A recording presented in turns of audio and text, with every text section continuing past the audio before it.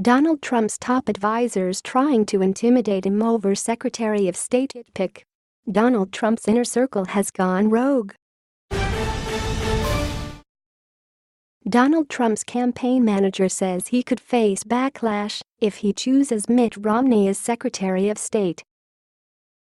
In an extraordinary move, several of the president-elect's closest confidants, including his former campaign manager Kellyanne Conway, are publicly undermining his deliberations over the still-vacant Secretary of State job in his administration. Mr. Trump is reportedly considering two candidates for the role. Former New York Mayor Rudy Giuliani, who supported him throughout this year's election campaign, and former presidential nominee Mitt Romney, who is one of Mr. Trump's harshest critics.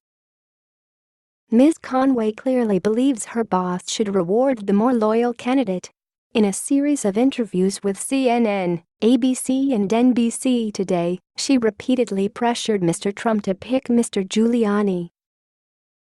"We don't even know if Mitt Romney voted for Donald Trump," Ms. Conway told ABC.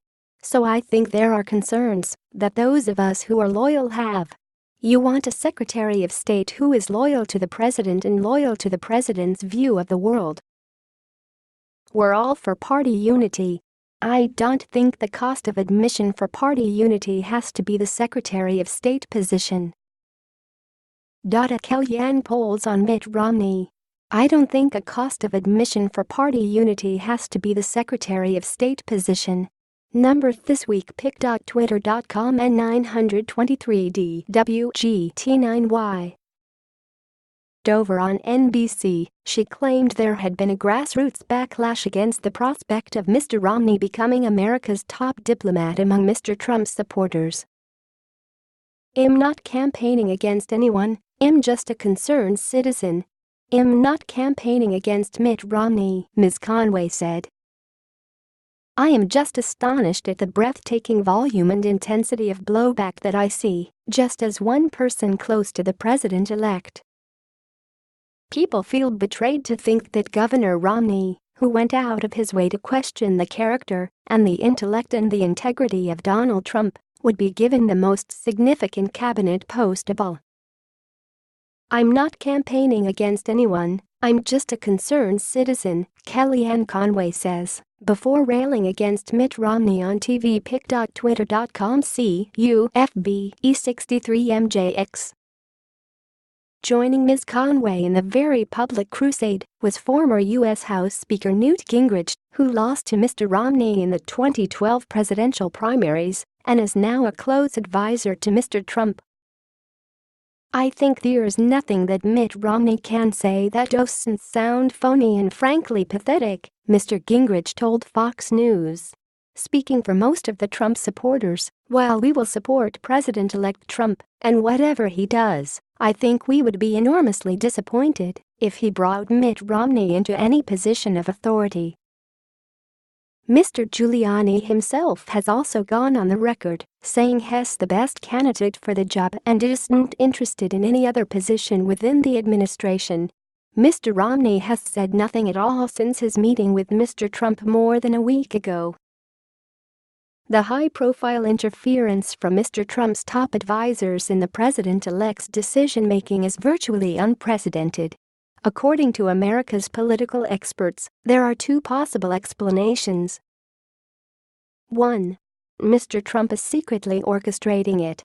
He has told Ms. Conway and others to publicly trash Mr. Romney in an effort to humiliate his former nemesis. 2.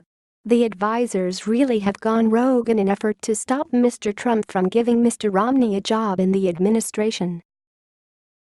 Both explanations are disturbing in their own way.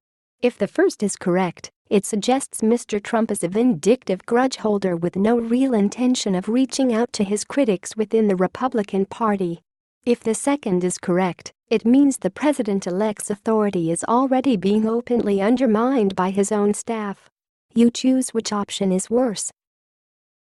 I think this Romney dust-up is really a proxy for his loyalists wanting a cut of the action they think they're due, Weekly Standard writer Jay Cost said today. It is beyond the pale for staffers to try to box the pietist president-elect of the United States by talking to the public in such a direct way. What worries me is Conway's boldness.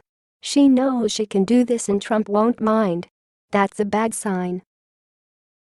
David Axelrod, who was the chief strategist for Barack Obama's presidential campaigns, struck a similar note. I have never, ever, seen any aide to a POTUS or pietist publicly try and box the boss in like this. Extraordinary, Axelrod said. I wonder if Donald Trump appreciates being manipulated in public like this.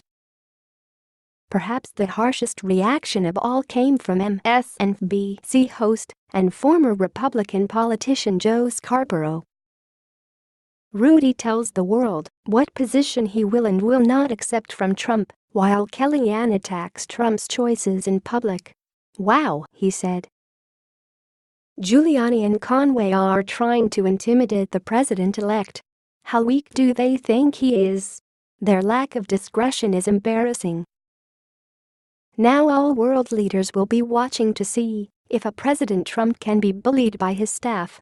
How sad and pathetic if he can. To be fair, Mr. Trump's loyalists do have plenty of reasons to mistrust Mr. Romney, who spent much of this year actively trying to deny Mr. Trump the presidency.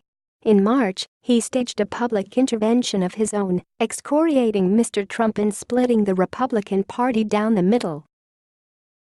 Let me put it plainly. If we Republicans choose Donald Trump as our nominee, the prospects for a safe and prosperous future are greatly diminished, Mr. Romney said. I understand the anger Americans feel today. In the past, our presidents have channeled that anger and forged it into resolve, into endurance and high purpose, and into the will to defeat the enemies of freedom. Our anger was transformed into energy directed for good. Mr. Trump is directing our anger for less than noble purposes. He creates scapegoats of Muslims and Mexican immigrants. He calls for the use of torture and for killing the innocent children and family members of terrorists. He cheers assaults on protesters. He applauds the prospect of twisting the Constitution to limit First Amendment freedom of the press. This is the very brand of anger that has led other nations into the abyss. His domestic policies would lead to recession. His foreign policies would make America and the world less safe. He has neither the temperament nor the judgment to be president. Here's what I know. Donald Trump is a phony, a fraud. His promises are as worthless as a degree from Trump University. He's playing the American public for suckers. He gets a free ride to the White House and all we get is a lousy hat. When Mr. Trump eventually claimed the Republican nomination, Mr. Romney led attempts to recruit another conservative candidate to run against him as an independent in the general election. That effort ultimately failed to produce a viable contender, and Mr. Trump became the president-elect.